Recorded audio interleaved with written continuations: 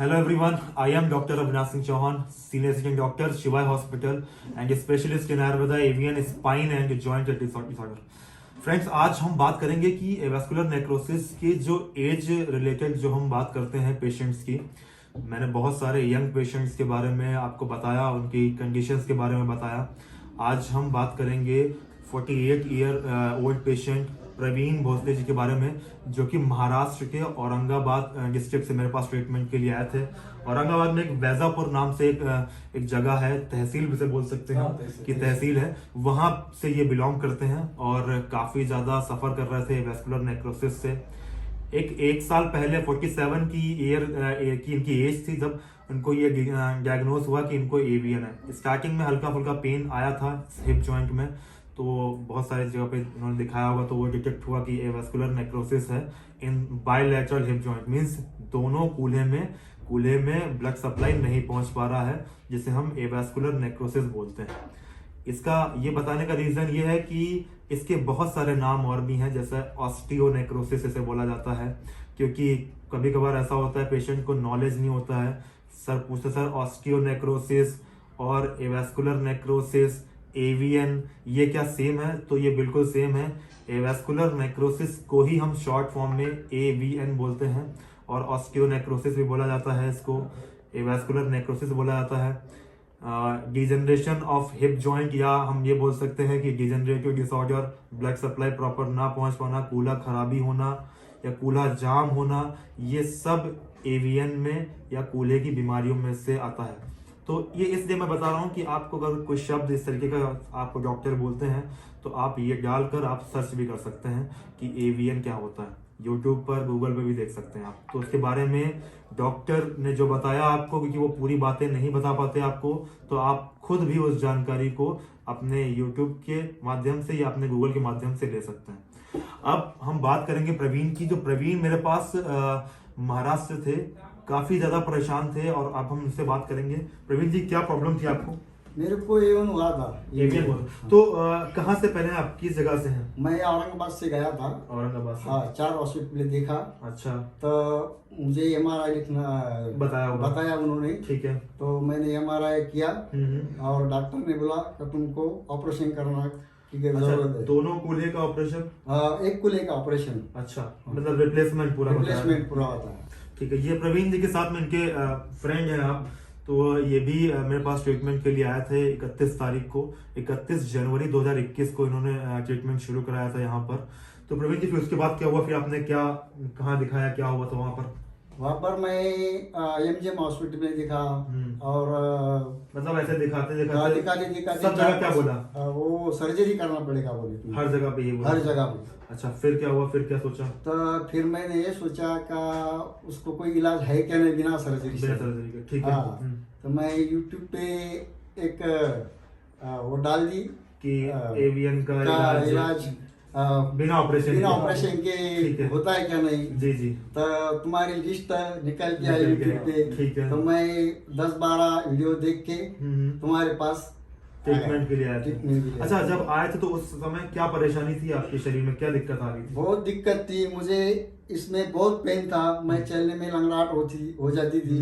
लेकिन मैं इधर आया और इसके लिए कुछ दवाइयाँ ले रहे थे आप? हाँ, मैं पेन किलर खा रहा था हर दिन सर। रेगुलर ले रहे थे? रेगुलर ले रहा था। कितने दिन से चल रहा था ये पेन किलर? मैं 1 साल से परेशान था, तो 1 साल से मैं पेन किलर खाया। अच्छा, तो पेन किलर खाते खाते और ये थोड़ा आराम होता था, फिर वही फिर अगले दिन वही दर्द, फिर रोज पेन किलर, यही चल रहा था? हाँ, यही चल रहा था। तो जो डॉक्टर ने आपको, जिसको दिखाया था आपने, जिन्होंने ऑपरेशन बताया, उन्होंने दवाइयाँ दी थी कुछ आपको? हाँ, दी थी।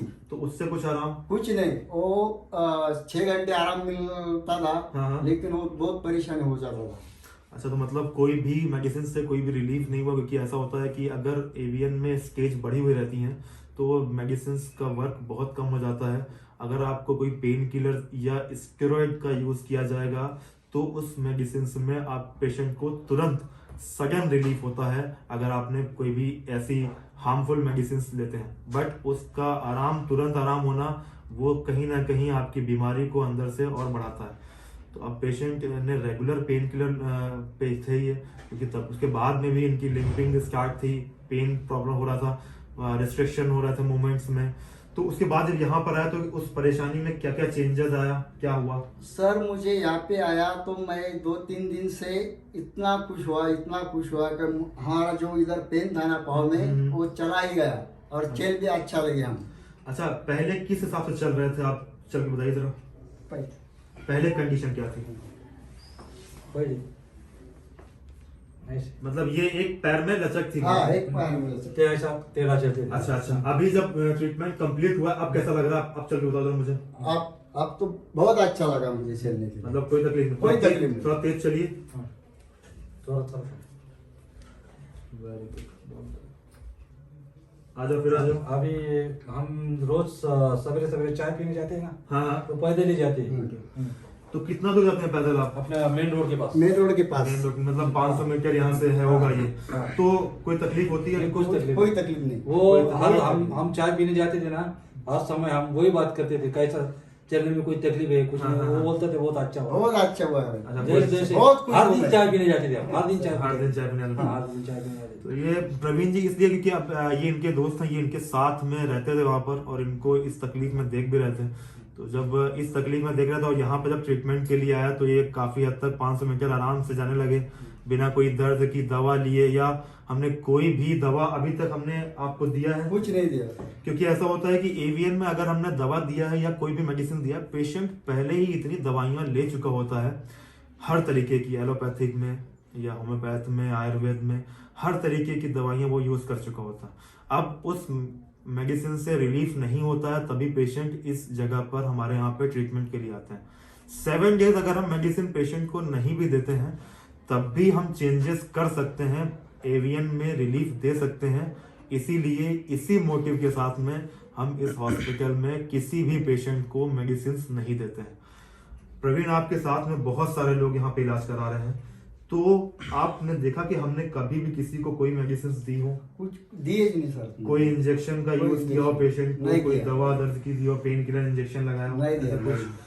अभी इस इलाज के दौरान अभी तक आपको कोई भी ऐसी दवाइयां आयुर्वेदिक होम्योपैथिक दी गई? नहीं दिए सर। बिना दवा के ही आपको कंफर्टेबल लग रहा है? हाँ। अच्छा, तो क्या मतलब कैसा लग रहा है? आप क्या क्या बोलेंगे जाकर आपके उधर जो आप लोग सफर कर रहे हैं इस बीमारी से? आमच्या महाराष्ट्रामधील ज्या ज्या लोकांनी समजा मराठी EVN चा मराठी problem लैंग्वेज असेल, है क्योंकि प्रॉपर महाराष्ट्र के हैं, तो उनके लिए एक मैसेज देना चाहें आप, दे सकते हैं? हाँ, दे सकते हैं। बिल्कुल, बताइए। बोला आम्ही हेच बोलाल का महाराष्ट्रामध्ये ज्यांना ज्यांना EVN चा प्रॉब्लेम असेल त्यांनी इकडे तिकडे गेल्यापेक्षा आम्ही ना सरकडे यावे उन्नाव मध्ये यूपीला, उन्नाव उत्तर हाँ, प्रदेश। जी। उन्नाव उत्तर प्रदेश, जी, जी। और इधर इलाज करके अच्छा लग रहा है अब आपको? बहुत अच्छा लग रहा है। क्योंकि ऐसा होता है कि अगर पेशेंट सफर कर रहे होते हैं बीमारी से तो ऑपरेशन ना कराएं, जिसके लिए हम प्रयास करते हैं कि उन पेशेंट का ऑपरेशन ना हो और वो पेशेंट उन सभी चीज़ों से बच सके जिससे उनकी कंडीशन खराब हो सकती है।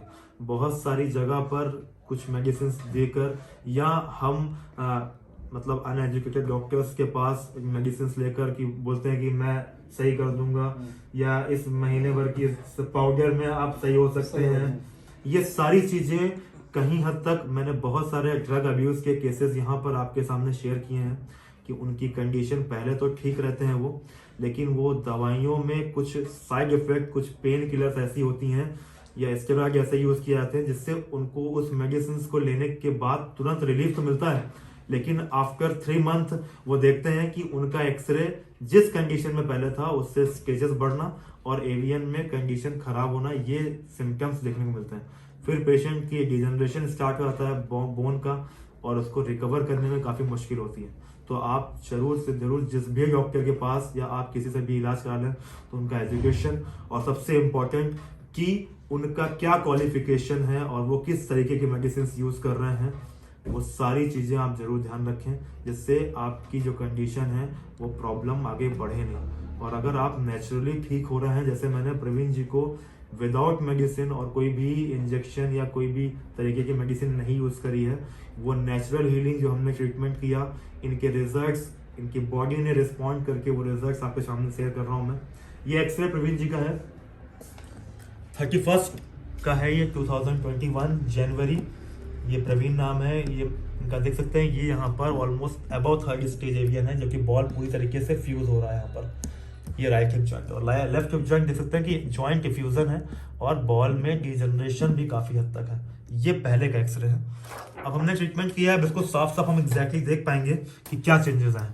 इसका स्पेस देख लिया हमने, यहाँ वाले का ये कम हो रहा है पूरी तरीके से और डिजनरेशन है।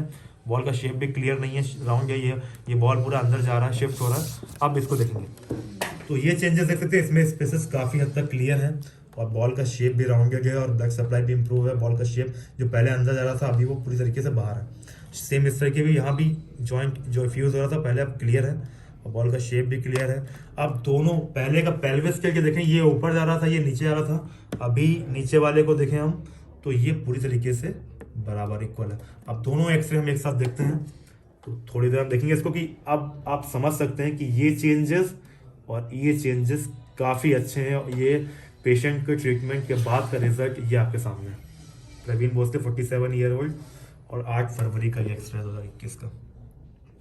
बिकॉज ऐसा होता है कि पेशेंट का एक्सरे दिखाना इसलिए ज़रूरी होता है कि जो भी रिजल्ट हमने दिए हैं वो ऑथेंटिक हैं, पेशेंट के सामने ही ये एक्सरे हुआ है और पेशेंट ने उस चेंजेस को फील किया है। अगर एक्सरे में चेंजेस आए हैं तभी पेशेंट को भी रिजल्ट इम्प्रूवमेंट देखने को मिलेगा। क्योंकि अगर पेन से, मैंने पहले भी बोला है कि अगर आपका पेन बढ़ रहा है या पेन आपको ज़्यादा हो रहा है तो ज़रूरी नहीं है कि आपकी स्टेजेस भी बढ़ गई हैं। बिकॉज मेरे पास 2nd स्टेज वाले पेशेंट आते हैं तो उनको बहुत ज़्यादा पेन मैंने देखा होता है और 4th स्टेज वाले कुछ ऐसे पेशेंट आते हैं जिनको बिल्कुल भी पेन नहीं। ऑलमोस्ट 4th स्टेज में पहुंच चुके प्रवीण जी का आज हम देखें तो इनकी नॉर्मल पूरी वॉकिंग है। नीचे बैठने में तकलीफ नहीं हो रही है? नहीं, कुछ नहीं होता। बैठ के बताइए जरा 1 मिनट, नीचे बैठो। बहुत बढ़िया, वेरी गुड। कोई तकलीफ प्रवीण जी बता सकते हैं? कुछ नहीं, तकलीफ नहीं सर। एकदम अच्छा लग रहा है? अच्छा लग रहा है, बहुत अच्छा लग रहा पहले है। क्या तकलीफ थी बैठने में? पहले मेरे कुछ चौकड़ी पहले बाहर नहीं अच्छा सकता था मैं। पैर पैर के बैठना पड़ता। अच्छा। खाना खाने के लिए नहीं बैठ पाते? हाँ, नहीं पाती। खाना खाने के लिए ऐसा पैर रखना पड़ता था। अच्छा। अभी एकदम आराम बैठता है? एकदम आराम से बैठ खड़े हो जाऊँ। बहुत बढ़िया। कोई तकलीफ? कुछ नहीं। प्रवीण जाइए। तो जो पेशेंट सफ़र कर रहे हैं उनके लिए यही मैसेज है, जितनी जल्दी हो सकता है ऑपरेशन की तरफ आप थोड़ा सा अवॉइड करें। बिकॉज हम विदाउट ऑपरेशन भी पेशेंट को इस तरीके से नॉर्मल लाइफ हम दे सकते हैं, जिसके लिए पेशेंट को फॉलो भी करना होता है। आप प्रवीण जी को अच्छे से फॉलो करना होगा, जो मैंने एडवाइस किया है, खाने से लेकर आपको जो भी मैंने दवाइयाँ बताई हैं, एक्सरसाइजेस जो बताई हैं वो कंप्लीट करना है। मेडिसिन्स कुछ दिन के बाद हम पेशेंट की स्टॉप कर देते हैं। बिकॉज अगर पेशेंट अपने डाइट पे प्रॉपर आ जाता है, एक्सरसाइज कंटिन्यू कर रहा होता है तो मेडिसिन हम उसकी पूरी स्टॉप कर देते हैं, जिससे पेशेंट को विदाउट मेडिसिन हम एवीएन में 100% रिकवरी भी दे पाते हैं। Thank you so much, wish you a good health. जो पेशेंट सफ़र कर रहे हैं उनको इस वीडियो को शेयर करें जिससे हम उनको सर्जरी से बचा पाएँ। Thank you so much.